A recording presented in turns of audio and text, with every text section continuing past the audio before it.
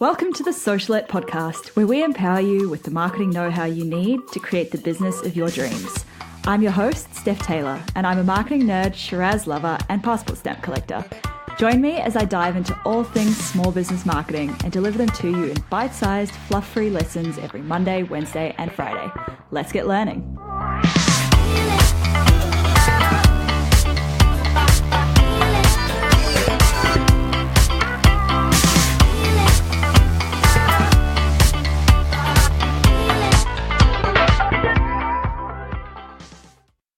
Hey, welcome back to Socialette. This is episode 148.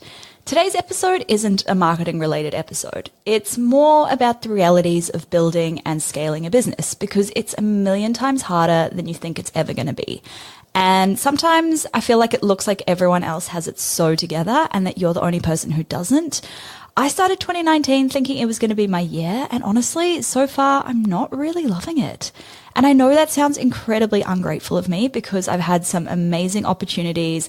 I've done some awesome things. I've been to some awesome places so far this year, and my business has grown a lot. But something I've noticed is that there's so much pressure to look like you're killing it all of the time. And some business owners are just afraid to put their hand up and say, hey, I'm actually struggling over here. So this is me saying that 2019 has been a bit of a struggle. Despite what it might look like on social media, I'm actually a pretty private person. I'm a big believer in keeping my business life and my personal life separate, which is easier said than done when your business is built around your personal brand. This episode is pretty tricky for me to record because I don't like talking about myself a huge amount, but I hope that if anyone else is going through a tough time in business, you'll know that you're not alone and that none of us have this business thing figured out. So here are 5 of the ways that my business has changed my life, both for the better and for the worse. Before I get stuck in, here's a little secret I figured out along the way. It doesn't get easier, you just get tougher. All right, the first way in which my business has changed my life is priorities. Before I started a business, my priorities were like parties and clothes. Literally all my money went to buying new clothes or going out on the weekend. And probably towards food as well, but that one hasn't changed that much. But when I started my first business, my priorities had to shift. My priorities became staying in and working and saving as much money as I could so I could invest it into my business. And I was fine with this because I could see the bigger picture of what I was working towards. This was definitely a good change because it forced me to grow up, but it also meant making sacrifices. Number 2, friendships. I've fallen out of touch with quite a few friends since launching my business, and some of that is because I don't have as much free time. So I'm a lot more selective about who I spend my time with and who I spend time keeping in touch with. And a few other friends I've found that I don't really have that much in common with anymore. These were mostly just the ones that I went partying with, though. On the flip side, I've made some incredible friends who also have businesses.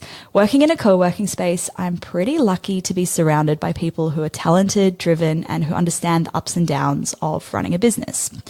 Speaking of ups and downs, number 3 is resilience. Running a business by yourself can be incredibly challenging, and that's just a good day. But along with each challenge, you also get a lot better at dealing with these challenges.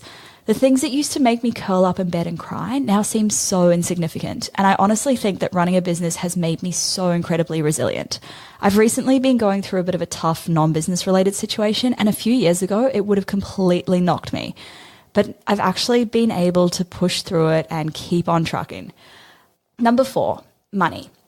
I'd love to say that starting a business has taught me to be better with my money or to save more or whatever, but I'm still terrible at this. But what it has taught me is that there will always be unexpected expenses that you should budget for. There will be times when you have nothing in your bank account and you just have to keep faith that the money will show up. I've been doing a lot of work on my money mindset, and it's been a game changer for my business. Number 5, motivation and discipline.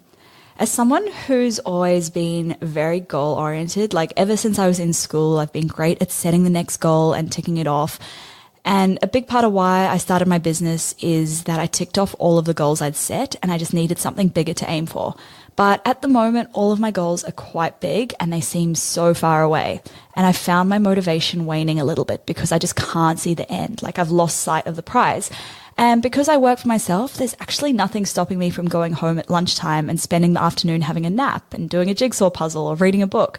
And while this isn't a bad thing to do every once in a while because, balance, it has taken a lot of self-discipline to not do this every day. Like seriously, that is how low my motivation has been lately.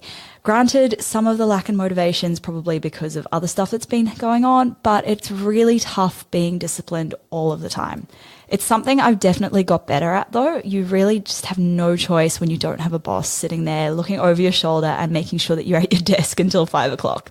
Anyway, that's it for this episode. I'd really love to know, how has your business changed your life? Send me a DM on Instagram at stephtaylor.co or share a quick Instagram story video and tag me in it. I'd love to know.